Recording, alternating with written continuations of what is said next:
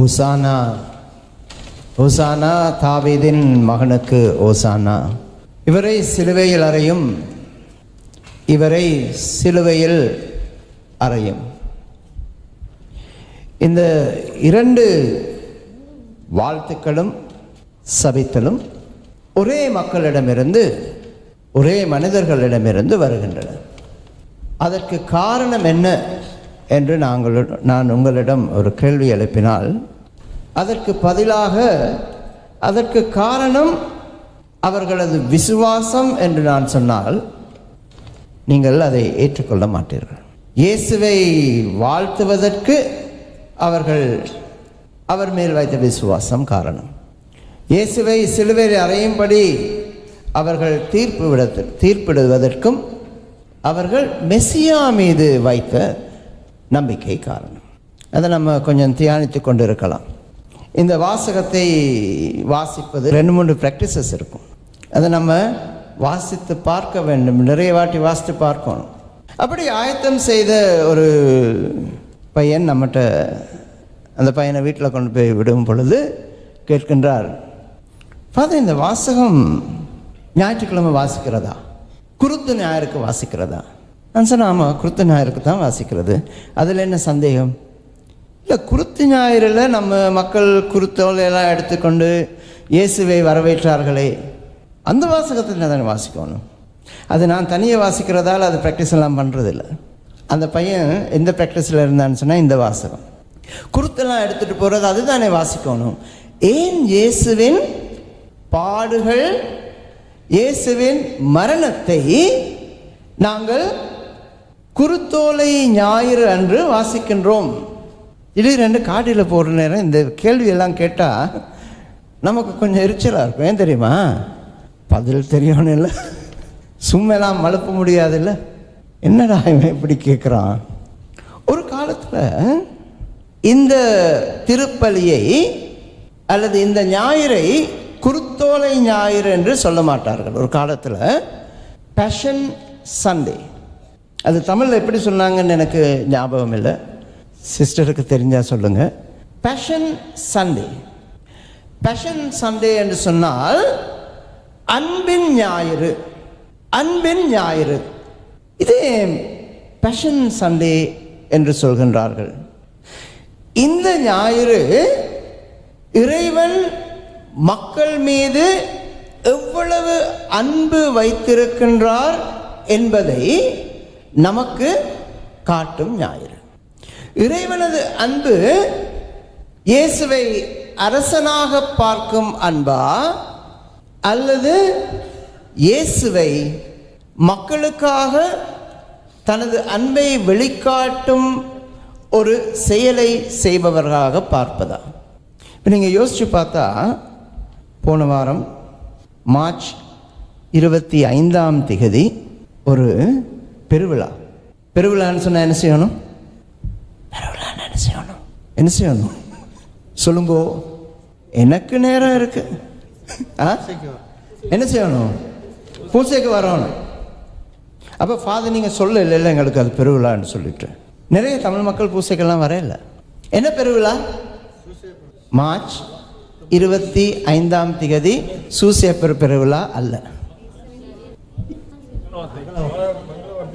கன்னிமரியால் கேட்குது, இயேசு கேட்குது, மங்கள வார்த்தை திருவிழா. என்ன மங்கள வார்த்தை? நீங்கள் யோசிக்கணும். என்ன மங்கள வார்த்தை? இயேசு பிறப்பார் என்ற மங்களமான வார்த்தை, சந்தோஷமான வார்த்தையை மரியாளுக்கு தெரியப்படுத்திய நாள். எப்போ வருது? தவக்காலத்துக்குள்ள. தவக்காலத்தில் நம்ம என்ன செய்கிறோம்? இயேசுவின் பாடுகளையும் மரணத்தையும் நாங்கள் நினைவு கூறுகின்றோம், தியானிக்கின்றோம். அதையும் போய் திருச்சபை மார்ச் 25 போட்டிருக்கு. கூட்டி கழிச்சு பார்த்தீங்கன்னு சொன்னால் மார்ச் 25 டிசம்பர் 25 ஒரு கனெக்ஷன் இருக்கும் இல்லையா? மார்ச் 25 மங்கள வார்த்தை, உமக்கு ஒரு மகன் பிறப்பார், அந்த மகன் இவ்வுலகை பாவத்திலிருந்து மீட்பார் என்று இறைவன் கொடுத்த அந்த நற்செய்திக்கு பிறகு டிசம்பர் 25 இயேசு பிறப்பார்.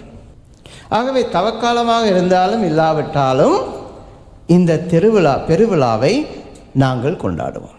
இப்போ நம்ம நினைக்கலாம், அப்போ 9 மாதங்களுக்கு முன்பே இறைவன் ஆயத்தம் செய்திருக்கின்றார் தனது மகனின் பிறப்பை. எப்படி பொட்டுன்னு போகிற மாதிரி ஒரு சிலுவை மரத்தில் விட்டிருப்பார். இறைவன் இயேசுவின் பிறப்பை அன்றைக்குத்தான் ஆயத்தத்தை தொடங்கினாரா? யோசிச்சு பாருங்க. அன்றைக்குத்தான் ஆயத்தத்தை தொடங்கினாரா? Immaculate conception. எப்போ? மாசில்லா உட்பவம். உட்பவம்னு சொன்னால் கன்செப்ஷன். அதாவது இயேசுவின் பிறப்பை இறைவன் எப்பொழுதிருந்து ஆரம்பித்திருக்கின்றார் என்று திருச்சபை சொல்கின்றது. மரியாள் தனது தாயின் வயிற்றில் உட்பவிக்கும் பொழுது, அன்னாள், சுவக்கீம் இவர்களுக்கு அந்த குழந்தை பிறக்கும் பொழுதே இருந்தே இறைவன் இந்த ஆயத்தத்தை தொடங்கி இருக்கின்றார் என்று நீங்கள் நினைத்தால் அது கூட தவறு. இறைவன் எப்பொழுது தனது மகனை இந்த உலகத்திற்கு அனுப்பும் ஆயத்தத்தை தொடங்கினார்? எப்பயா இருக்கலாம். மாதா சுருவத்தில் கீழே ஒரு பாம்பு இருக்கும். சில பேர் அந்த மாதா சுரூபத்தை தொட்டு முத்தமிடுவார். ஒரு ஆள் ஒவ்வொரு நாளும் போய் அதை தொட்டு முத்தமிடுறார். மரியாதை தொடுகின்றார் அவரது கரங்களை. அதுக்கு பிறகு பாம்பு இருக்கும் இடத்துலையும் தொடுறாங்க. ஒரு ஆள் பார்க்குற, என்ன பாம்பையும் தொடுறாரு மரியாதையும் தொடுறாரு. ஃபாதர் கேட்குறாரு, எதுக்கு ரெண்டையும் தொடுறீங்க? காலை தொடுறீங்களா?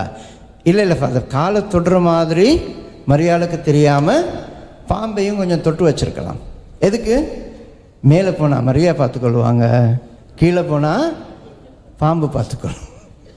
அப்போ ஃபாதர் யோசிச்சார், ஏன் இந்த பாம்பை அங்கே வச்சுட்ருக்குறோம், அதை ரிமூவ் பண்ணலாமே. முடியுமா? நீங்கள் தானே பாம்பை பற்றி சொன்னீங்க. முடியுமா? முடியாது. இறைவனது சித்தத்தில் எப்பொழுது இயேசு உட்பவிப்பார், பிறப்பார் என்பதை ஆதாம் ஏவாள் பாவம் செய்த பொழுதே இறைவன் முடிவு செய்து விட்டார். உன் வித்துக்கும் அவள் வித்திற்கும் நான் ஒரு பகையை உண்டாக்குவேன். அவள் உனது தலையை நசுக்குவாள், நீர் அவளது குதிக்காலை தீண்ட முற்படுவாய். உமது திருவயிற்றின் கனியான இயேசுவும் ஆசீர்வதிக்கப்பட்டவர். ஏதோ சொல்லிட்டு போகிறோம் இல்லையா? உன் வித்துக்கும். உமது திருவயிற்றின் கனி இயேசு பிறப்பார் என்பதை பாவம் செய்த நாளிலேயே இறைவன் தீர்மானித்து விட்டார். ஸோ இந்த ப்ரிப்பரேஷன் இன்றைக்கு நேற்று ஆரம்பித்த ப்ரிப்பரேஷன் அல்ல. அப்படி இருக்கும் பொழுது இறைவன் இயேசுவை பொட்டன்னு சிலுவை மரத்தில் யோசிக்காமல் பலியிடுவாரா? இயேசு கூட கேட்குறாரு இல்லையா? இயேசு அவருக்காக எந்த உதவியையும் இறைவனிடம் பெருசாக கேட்டதில்லை, தனக்காக மற்றவங்களுக்காக கேட்டிருக்கிறார். ஒரே ஒரு விடயத்தை மட்டும் இயேசு இறைவனிடம் கேட்கின்றார், இந்த பாத்திரம் என்னை விட்டு நீங்க கூடுமானால் நீங்கட்டும். அது சொல்லி 2 வார்த்தைகள் போகல, இயேசு சொல்கின்றார், அது உமக்கு சித்தமானால் அந்த பாத்திரத்தை நான் குடிக்க தயாராக இருக்கின்றேன். இறைவனது சித்தம், கிறிஸ்துவில் அன்புமிக்க சகோதர சகோதரிகளே, மக்களை மீட்பது மட்டும் அல்ல. பாவம் செய்கிறாங்க, மீட்கிறார், பாவம் செய்கிறாங்க, மீட்கிறார், பாவம் செய்கிறாங்க, மீட்கிறார். அது ஒரு தொடர்கதையாக போயிட்டுருக்கும் இல்லையா? நம்ம பாவம் செய்ததற்கு மன்னிப்பு கொடுக்குறோம். இனிமேல் மக்கள் பாவம் செய்யாமல் இருந்தால் இந்த கோயிலில் ஒரு பெரிய மாற்றத்தை ஏற்படுத்தலாம். என்னது? அந்த கன்ஃபெஷனை மூடி விட்டுறலாம். இல்லாட்டி அந்த கன்ஃபெஷனுக்குள்ளே மக்கள் இருக்கிறதுக்காக நம்ம சேர்ஸ் போட்டுடலாம். கன்ஃபெஷன் ஓப்பனில் இருக்கிறதுக்கு காரணம் என்ன தான் மன்னிப்பு கொடுத்தாலும் திருப்பி நம்ம பாவம் செய்கின்றோம். ஆனால் அது மற்ற யாராவது செய்தால் ஏற்றுக்கொள்ள மாட்டோம். எத்தனை வாட்டி ஃபாதர் செய்யறது, எத்தனை வாட்டி மன்னிக்கிறது, திருப்பி அதையே செஞ்சிட்ருக்குறாங்களே. பெற்றோர் பிள்ளைகளை பார்த்து சொல்லுவோம் இல்லையா? பிள்ளைகள் பெற்றோரை பார்த்து சொல்லும் காலமாக கூட இருக்குது இப்போ இல்லையா? எத்தனை வாட்டி செஞ்சாலும் அப்படி தான் இருக்கிறாங்க ஃபாதர் அம்மா அப்பா. இறைவன் அது நோக்கம் பாவத்திலிருந்து மன்னிப்பை கொடுப்பது மட்டும் அல்ல, அது மட்டும் அல்ல. இறைவனது நோக்கம் நான் மக்களை எவ்வளவு தூரம் அன்பு செய்கின்றேன் என்று மக்கள் தெரிந்து கொள்ள வேண்டும். அதனால தான் இந்த திருப்பலியை நாங்கள் பேஷன் சண்டே என்று சொல்கின்றோம். அன்பின் திருப்பலி, அன்பின் ஞாயிறு என்று நாங்கள் அழைக்கின்றோம். எங்கே அன்பு காட்டப்படுகின்றது, அதை நாங்கள் எங்கே விசுவசிக்க வேண்டும் என்பதுதான் இந்த திருப்பலியின் உள் அர்த்தம். இறைவன் ஆதாமையும் ஏவாளையும் எவ்வளவு தூரம் அன்பு செய்தார் என்பதை அவர்கள் அன்று புரிந்திருந்தால் நாம் இப்பொழுது பரகதியில் வாழ்ந்து கொண்டிருப்போம். பிறந்திருப்போம், வாழ்ந்திருப்போம், பரகதியில் வாழ்ந்திருப்போம். எங்கே ஆதாம் ஏவாள் பெரிய தவறு செய்கின்றார்கள், அந்த கனியை உண்டது அல்ல. அது சாதாரணமாக மனித இயல்பு. கனியை உண்டது அல்ல. இறைவன் கனியை உண்ட பிறகும் ஆதாமுக்கும் ஏவாளுக்கும் காட்டுகின்றார், நான் உங்களை மன்னிக்கும் அளவிற்கு அன்பு செய்கின்றேன். அதனால தான் அந்தியில் இறைவன் ஆதாமை தேடி வருகின்றார். பாவம் செய்த பிறகு, முதலில் பாவம் செய்த பிறகு, அவர்கள் நிர்வாணமாக இருக்கின்றோம் என்று உணர்ந்த பிறகு இறைவன் எதுவுமே நடக்காதது போல அவர்களை தேடி வருவதற்கு காரணம், தாம் செய்த பிழையை உணர்ந்து மன்னிப்பு கேட்பார்கள், நான் அவர்களை மன்னித்து மீண்டும் அவர்களுக்கு பரகதியை கொடுப்பேன் என்ற அந்த அன்பின் வெளிப்பாடு. அன்று ஆதாம் ஏவாள் தாம் செய்த பாவத்தை உணர்ந்து கொள்ளவில்லை.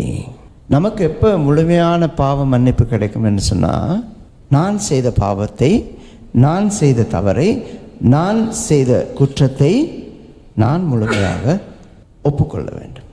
கூடுதலாக வீடுகளில் பாருங்கள், சண்டை வந்தால், சச்சரவுகள் வந்தால் நான் யாரை பற்றி சொல்வேன்? மற்றவரை பற்றி தான் சொல்லுவேன்.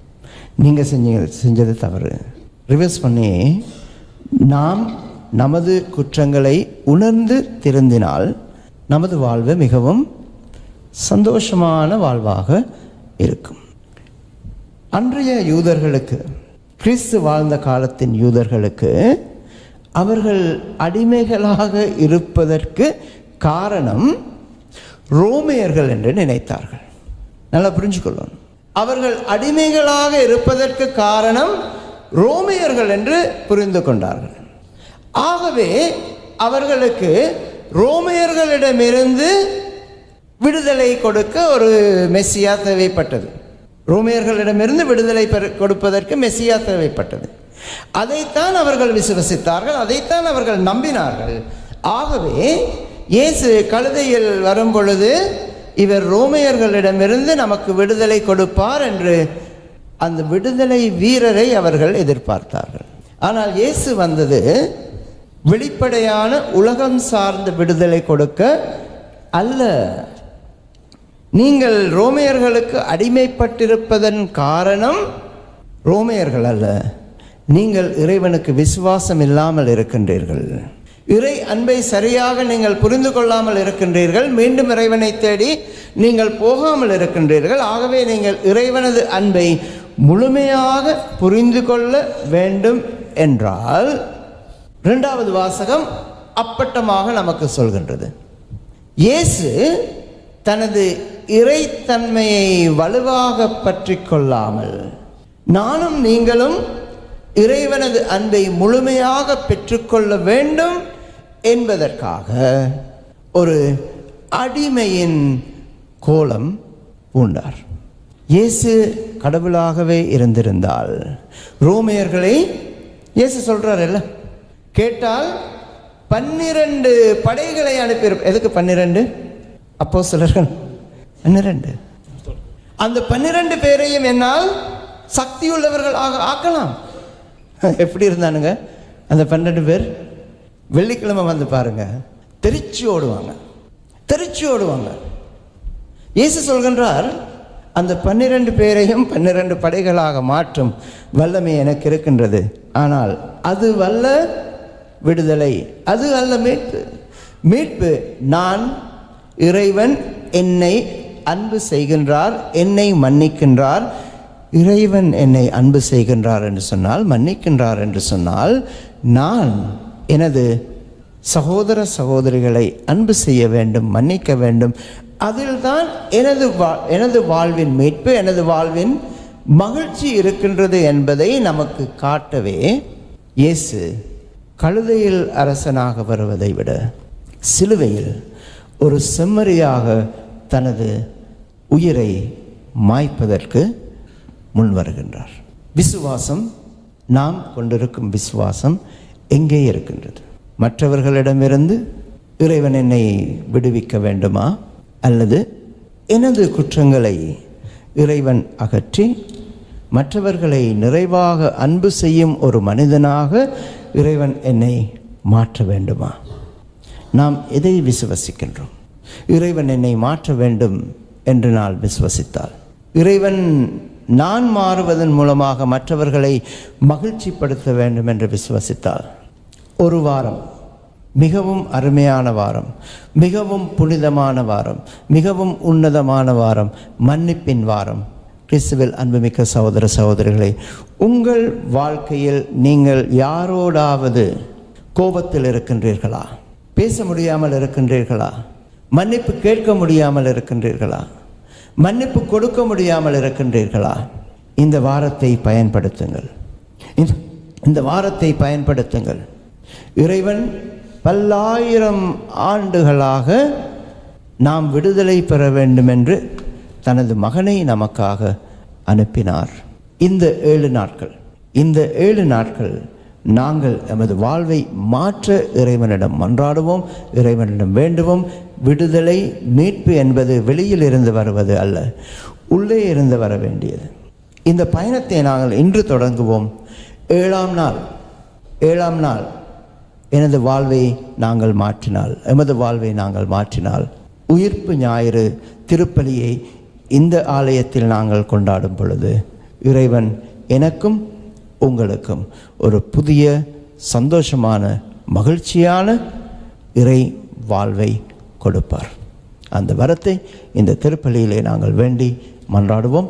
இறைவன் மேல் சரியான விசுவாசத்தை செலுத்துவோம். அந்த விசுவாசத்தினால் நமது பாவங்களிலிருந்து இறைவன் நம்மை மன்னிக்க இறைவரம் வேண்டி மன்றாடுவோம். தந்தை, மகன், தூய ஆவியாரின் பெயராலே ஆமென்.